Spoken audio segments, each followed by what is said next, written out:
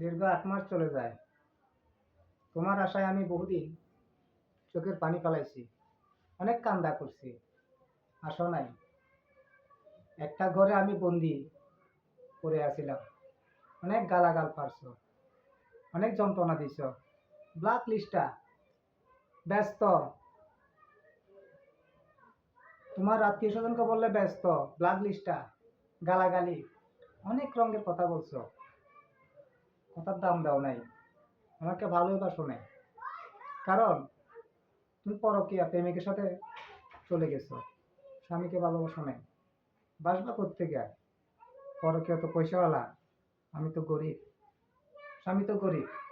তার জন্য যদি বুঝবে একদিন, যেদিন সেদিন তুমি কাঁদবে, আমাকে পাবে না। এই ফুটেছে আমার লাস্ট তোমার কথা।